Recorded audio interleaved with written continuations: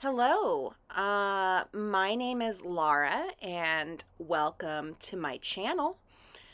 Today, I wanted to show you the process of me painting some shoes. I found these at a Goodwill for like $7, which already is a little high, but whatever. And they reminded me of some shoes that my friend had and still has. Jen, your shoes. She already knows. I sent her a picture. But she has these pair of hot pink, super cute ballet flats that have a kind of like pattern where it's like see-through in parts, like there are holes but intentional. So I found these and was thinking about those shoes, but I thought, oh, I would just like a white pair. I can deal with the white pair. But then I found fabric paint that's hot neon pink, and I went, ooh, you know what I could do. And here we are, me painting these shoes. I don't, I had watched, oh my goodness, why am I forgetting her name now that I'm on camera? I will link her below if it doesn't come to me, but, there, uh, there was another YouTuber who was painting shoes, and she would take acetone to them, but I think that those were leather shoes, and I am not convinced that these are leather shoes, so I did not do that. However, the paint that I got is like, it didn't actually come off of me for a full week, despite me washing. So, yeah, I don't think that the paint's going anywhere. What I would like to do is get maybe a top coat for these, because I didn't do that either. Doing a great job here. But it was the way that they turn out. Spoilers, but I love these shoes. I'm also trying not to swear so much. I love these shoes, okay? But here I am painting them.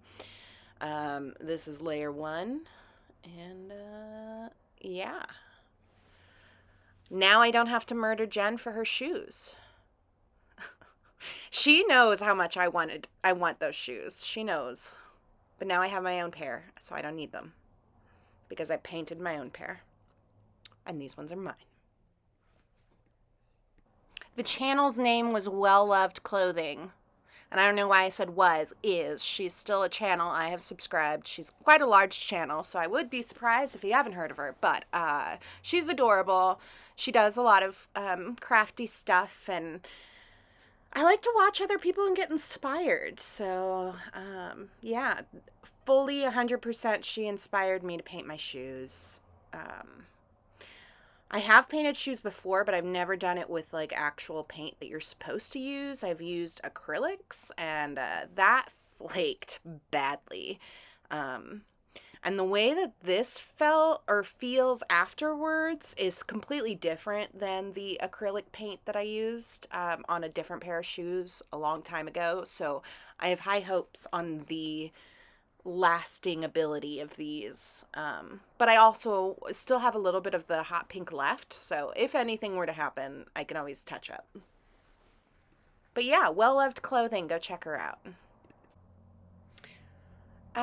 I'm not sure if I've expressed this in a previous video, but I really do like to see what I can do to upcycle what I already have to be something that I want to wear rather than either shopping for it or donating it, etc.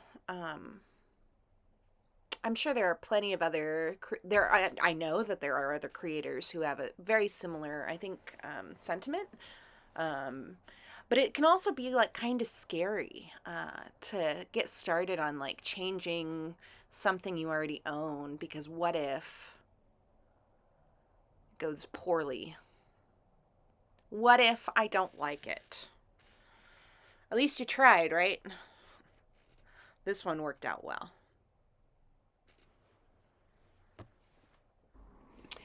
So, at the start of me painting, I was using a like sponge, because that is what the instructions said to do on the bottle, like a sponge brush. But then I tried with the brush that comes with it, and then I pulled a different brush. So that was in the footage, and then also wasn't entirely painting fully on camera. So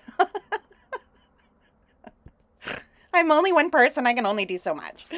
Um, the brush definitely worked out better, although I wound up doing so many coats, and it still there is definitely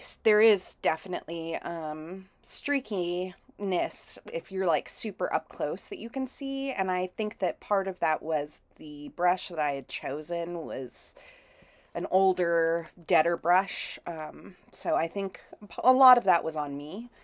Um, but that being said, brush was definitely working a lot better than the sponge. A lot better. I have been outside of painting shoes, still playing Stardew Valley. Um, there was a capsule that showed up on my farm that had something in it one night, and like a it looked like one of those incubator things that you see in sci-fi, like there's like clones or whatever inside. It seemed like it was likely some kind of alien, right? Because there was a noise, alien kind of sounds. It was definitely odd. But then I checked back a couple days later, and the glass is broken, and whatever's in is broken out.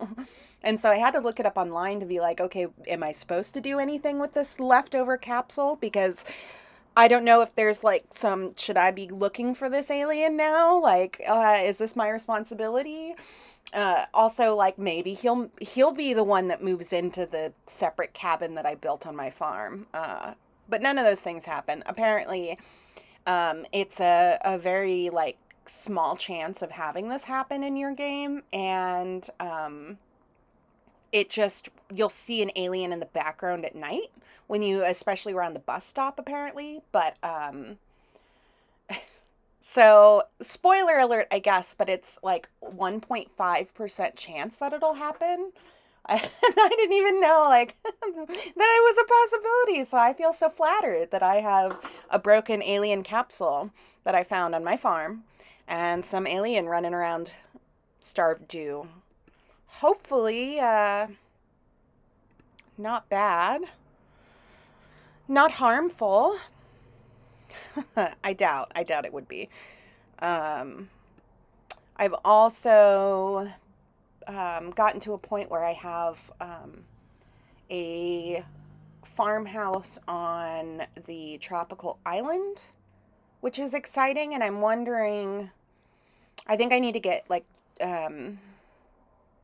Junimos to harvest the island crops for me. I think that would probably be the best, but so that's where I'm at. If you know how to get somebody to move into your spare cabin that you build on your farm, let me know because I built one. When do people move in with me? Uh, although I'm going to be spending a lot of time at the island, so maybe not. Some of the other things that I've been up to recently, I went through some of my nail polishes and found all of my fun summer colors. So it's gotten me inspired to paint my nails again, or more frequently anyway, because I do paint my nails. Um, I have been trying to read the books that I have on my shelf. There's only so much time in the day. And then I've also been practicing my guitar. And I feel like I have calluses on my fingers now, and like I'm really proud about it. So So I just need to keep practicing. Actually, I should probably practice today. I don't think I practiced yesterday. Did I? I think I did. A little bit, but not enough. So I wound up doing a total of 4 coats on these shoes. Um, I, uh, it's like I said, the streaks still showed through, but you really can't tell unless you are super close. Like even wearing them, looking down at my shoes, I can't even fully see the streaks. So it's you really can't. Although maybe I need glasses, but it's not super noticeable. And honestly, totally worth it because here is the final result. I think they turned out amazing. And my roommate thinks they look awesome, and he doesn't usually like super brightly colored clothing items. And he even was like, those are actually pretty cute. Dude. Yeah. Here is me wearing them. I like them. I have a feeling that these will become a staple in my wardrobe. Although, I need a break in the back of the heel because they're doing that thing where they're if you wear them too long, they will give you a blister. But I think these turned out super well, and I definitely got so inspired that I started painting another pair of shoes. These are my Sorels, and actually I had been filming, or I thought I had been filming, and then discovered that I wasn't, so I was already halfway through painting a shoe. These Sorels I bought brand new, like, oh gosh, maybe 3 or 4 years ago. I definitely wore them. I had to have been more than 3 years ago. 4 years, 4 to 5 years ago. Anyway, I wore them as they were, and they definitely got worn in, but I wasn't really feeling the brown. Like I'm not. When I'm in like an outfit where I would wear boots, I don't really want brown boots. I'd rather have black or some other kind of color. So I wanted to start wearing these. I really need to get, wear them out. And these are showing up all over thrift stores. Like you can find these exact boots pretty much in any thrift store. So nobody wants them anymore, it seems like. So I decided, why not try painting them another color? Maybe I will like them more. This one, I did do a test patch because I was really nervous about doing this because they are Sorels. And I have a feeling plenty of people are going to be like, what are you doing? But in all honesty, them being green now, I really feel like I am going to wear them a lot more. Even though I would say of the two pairs of shoes I did here, I think the pink ones are my favorites. But it was still fun. And these shoes had already been pretty beat up and stained, and so it wasn't a total loss to paint these. This also I knew because I did the pink shoes first that there was going to be issues with streakiness. So I tried my very best in how I was painting to make sure there weren't any like super wet parts compared to the rest. Like I found that it was taking better if you tried to put it in. Oh, and you can see my little test spot on the back of this shoe. But really make sure that I was like being as even as possible. But even still, there was some streakiness. But the way that it looked on these shoes, it kind of feels like a bright rustic, if that makes any sense. I don't know if that makes any sense, but yeah, I did try, but I don't think it was ever going to work because it is a dark base too. So I don't know if maybe I should have done a white first and then done the color. But even still, I feel like it would have been kind of streaky. I ultimately did 2 coats on this. and then stopped because after doing the pink shoes, more coats wasn't necessarily going to solve the problem. So I didn't want to waste the paint. So 2 coats was enough, but honestly, painting shoes was a lot of fun, and I for sure want to do more. But my expectations are a little bit better, I think. In all honesty, I kind of want to call these shoes my She-Hulk shoes. Especially with the end result, I really feel like they just remind me of She-Hulk, which I don't know about the media that's coming out, or like the movie, I think it is, that's coming out. I have not watched the trailer, but I heard that the CGI on her arms looks super weird because they're trying to give her muscles, but they don't give her any like, it's uncanny valley effect. They like completely blur her out because she's a woman, and women can't have pores. Women can't have hairs. So I don't know what's come of that. I just feel like if you're going to be CGIing any effect, and like for a movie, you should only CGI a trailer with your like planned CGI effects, and then release it early to see if it's an uncanny valley effect, and then change it so that the actual movie is not. But you're also not wasting all of that time editing and CGIing an entire movie, because that's a lot of time and effort that somebody has to go and redo, like they did with the Sonic movie. Because I think they CGI'd that entire thing, didn't they? Anyway, that's if I had a movie company, and I was making movies with CGI. That is what I would do. It's like, are y'all okay with this art? uh, oh, I'm going to be seeing the Thor movie this weekend. I'm excited about that. I barely saw a trailer for that. I like to go in semi-blind, but the Doctor Strange movie was really good, in my opinion. I really liked it, so I'm excited to see the Thor movie.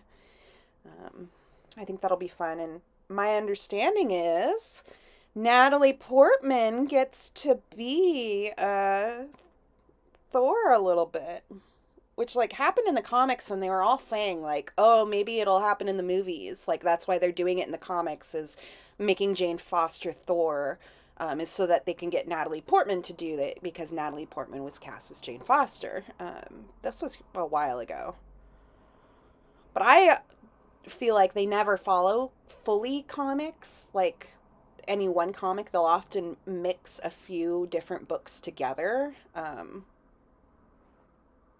especially Marvel. But so I was like, oh, I don't know if they're really going to do that, but that would be cool because Natalie Portman's a beast.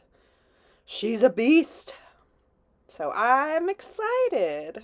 I think it'll be fun. But I need to get tickets, actually. I should do that after I'm finished with this. Get some tickets. Okay, I want to tell you about a spider, some spiders. But so I know that some people don't like spiders, so maybe skip ahead. Can I include a time? I don't know, man. Skip ahead. But I've been trying not to kill spiders because they're super good. They kill the bad bugs, and I don't know, they're kind of cool once you learn about them. Like, I used to be afraid of spiders when I was little. But then a few years ago, I actually took the time to like learn about them. And apparently, the vast majority of spiders cannot actually break any layer of the epidermis with their fangs or whatever. So most spiders, who knows if they're poisonous or not, but they can't actually get any of that into any bloodstream or anything. So the vast majority of spiders are pretty much harmless to humans, which I thought was interesting and makes it a little bit better, right? Even though they're creepy. They're so creepy. But they look cool. Anyway, I have been trying not to kill spiders. But I did have one on my bed like a couple weeks ago, and he was a fast sucker. And I was like, okay, in the middle of my comforter, not okay. That's my area. So unfortunately, I did have to kill him. But the other day, I saw this massive spider. Massive. Now, I don't exaggerate spider sizes because I take spiders seriously with my fear of them. I swear, I swear. Uh, I have these Tokidoki figures that are like the unicornos. They're on like a little ledge above my built-in, and he was close by, and his body, their body, need to watch myself. Their body was basically the size of the Tokidoki. Like they were a sucker. They were big. But the funny thing was they didn't move. I keep wanting to say he. I don't know. They didn't move at all. And I just kept watching to see if they were ever going to move. They never did, and I was not I was not about to mess with it. So I left it where it was, which was like across the room from my bed, knowing that if it wasn't moving at all while I was watching it, it probably was going to go the moment I turned off the light, go away. I think a spider that large is unlikely. Like, I feel like the older a spider gets, the bigger it gets. So a spider that large must be fairly old. Um, and yes, indeed, they were gone in the morning. So I have a massive spider somewhere in my room. But if I don't see it, then it's okay. And hopefully we can have a peace truce and that spider will leave me alone. And maybe that spider was my protector. Maybe, but I also like to think that maybe it was a little angry about me killing the spider on my bed, and it came out just to like warn me. Because maybe they are my protectors. I don't know. But I have a giant spider that's really truly giant. If you know what Tokidokis are, they're little like figurines that come in blind boxes. So gosh, maybe the size of an egg, a small egg. I think that's fair. It was a big spider, man, and I really hope that it was just in transit to find a new location to eat all the bad bugs and leave me alone. Oh, here's the final result. So, as you can see, they are streaky. You can definitely see, and like it was going to need a lot of coats. So I left it as it is. But honestly, I like them. I think I'm definitely going to wear them more as they are now than the brown version beforehand. Um, so yeah, thank you for listening to me ramble and watching me do stuff. And I hope you are doing stuff with your stuff, and subscribe if you wanna. Yeah, I'll see y'all next week. Bye bye.